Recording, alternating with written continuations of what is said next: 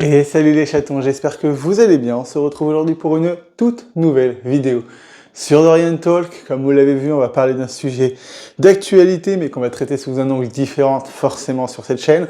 On va parler de sexualité et de guerre, et de comment se déroulait la sexualité pendant les Premières et Deuxième Guerres mondiales. J'ai trouvé quelques anecdotes là-dessus, donc n'hésitez pas, on en parle dans les commentaires, on like et on s'abonne, c'est parti. Les soldats recevaient des kits anti-MST pendant la Seconde Guerre mondiale.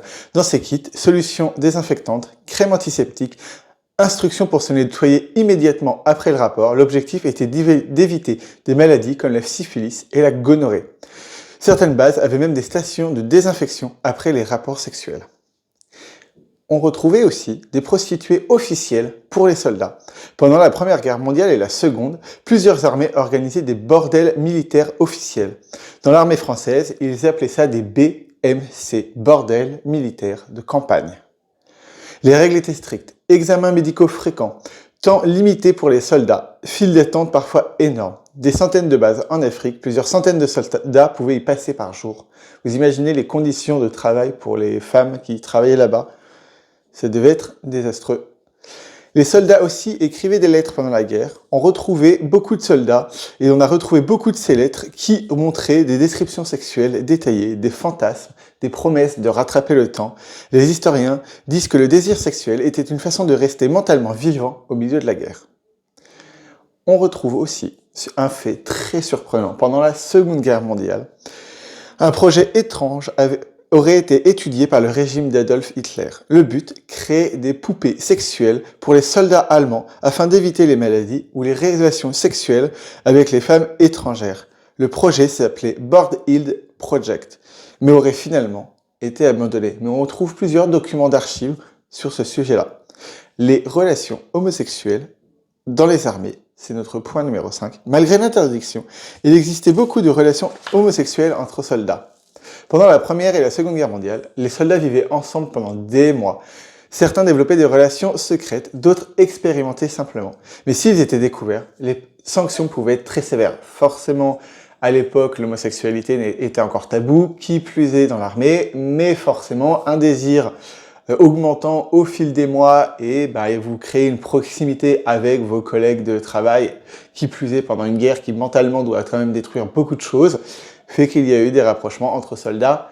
C'est assez logique et il en tire d'ailleurs un fantasme beaucoup parce que vous circulez sur un site porno quel qu'il soit, il y a énormément de contenu avec les militaires et tout ça. Donc c'est quelque chose qui est resté aussi. Les enfants de la guerre. Après la Seconde Guerre mondiale, des centaines d'enfants sont nés de relations entre soldats et civils. On en compte 200 000 en France, 10 000 en Norvège. Ces enfants ont souvent été stigmatisés pendant toute leur enfance. 7e point, les soldats américains étaient obsédés par les Françaises. Lors de la libération de la France, beaucoup de soldats américains pensaient que les Françaises étaient très libérées sexuellement.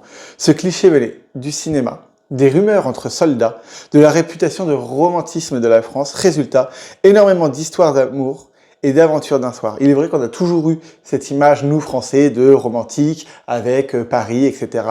On a les plus belles femmes du monde, etc., etc. Donc forcément, quand les soldats américains ont débarqué en France, il y avait des files d'attente devant les bordels pour le sexe. Des centaines de bordels militaires pendant la Seconde Guerre mondiale. Les soldats faisaient la queue pendant des heures. Certains n'avaient que 10 minutes. Il y avait parfois plusieurs centaines de passages par jour.